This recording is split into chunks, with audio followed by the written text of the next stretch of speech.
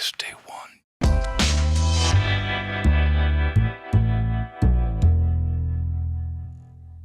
I've had the pleasure of talking to both of you about specifically this genre. I'm going to start with you, Djimon. You are the connection between the John Krasinski's vision and what we're seeing now.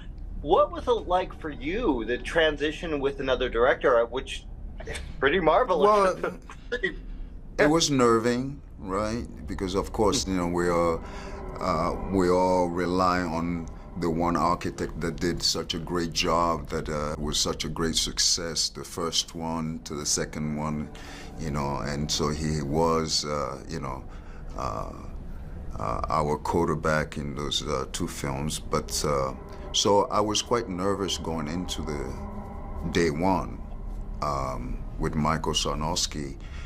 His interpretation, the story has changed quite a bit, and maybe I shouldn't say that. It changed from what to what, right? Yeah. But anyway, it was quite, yeah. But that said, I think it was quite beautiful for Michael to keep the character-driven narrative that we've had from the first one to the second one, right? Yeah. And so, and I think this speaks volume when people who have seen, you know, gone to see day one and come out crying and, you know, having a hard time coping emotionally. So that really, you know, says so much about a film that actually was supposed to be just mostly entertaining and, you know, visually entertaining, you know, right? Mm-hmm. Scary. It's a fantasy, sort of like a horror, you know. Yeah, horror thriller. So I thought that was quite an accomplishment. I think so too. And Alex, you did The Wonderful Pig, and now this. What was it like for you, kind of stepping in with the director? You're kind of a newbie here. So Yeah. Well, I think Michael, we were the newbies together, it felt like, and we had the same DP, Yeah. Pat Scola, and you know,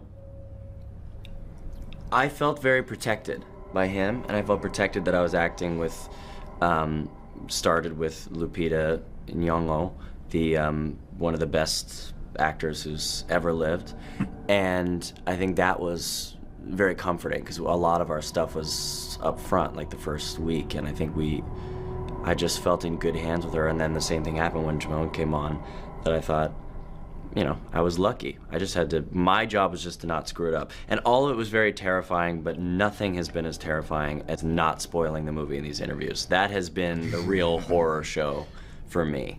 It's been really hard. yeah, I can imagine, because people have their expectations of what we've seen before. I love And to they're spoil not ready. things. I love to spoil things. I'm not going to, but I really love to. It's very fun to just It's fun, right? ruin it for Exactly. people, but I won't. This will cost you. Exactly. Well, guys, we do have to wrap, but Alex, always a pleasure to see you. Djimon, same thing. Thank you guys you. are great. Thank you. Thank you so much, man. I appreciate Have a it. great day.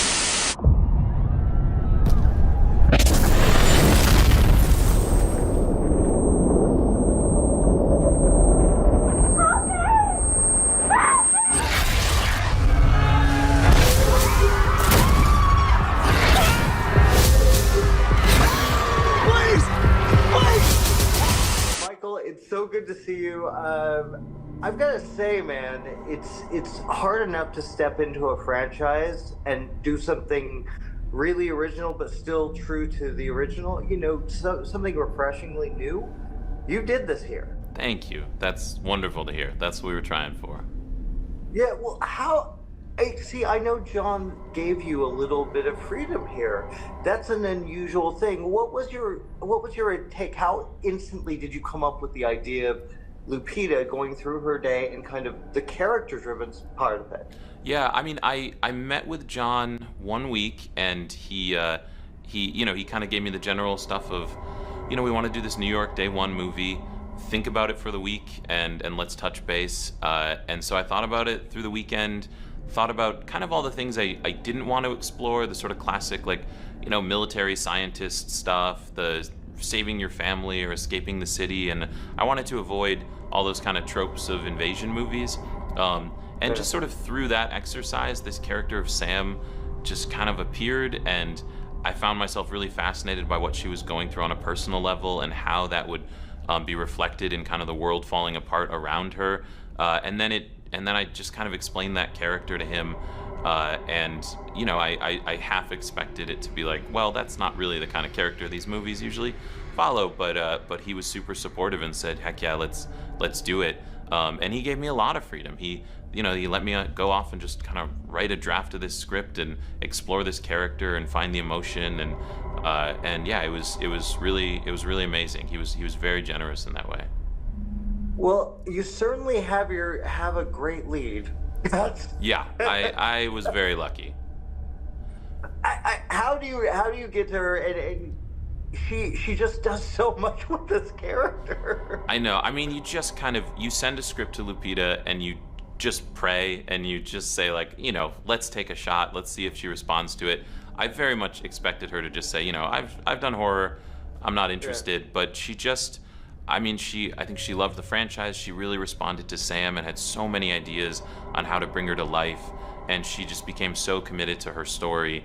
And yeah, I mean, I was just really, really lucky to have someone so talented, because it's a hard role to play. It's a really complicated role. She has to do a lot of big things, a lot of small things, do it all with very little dialogue.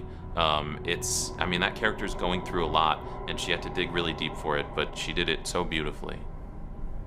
No, you know, jumping into a franchise like this, it's got to be strange, but do you also go, well, you know, no, I could take this further. Or did you just basically, no, I've got this idea, I'm not thinking about the future in any way?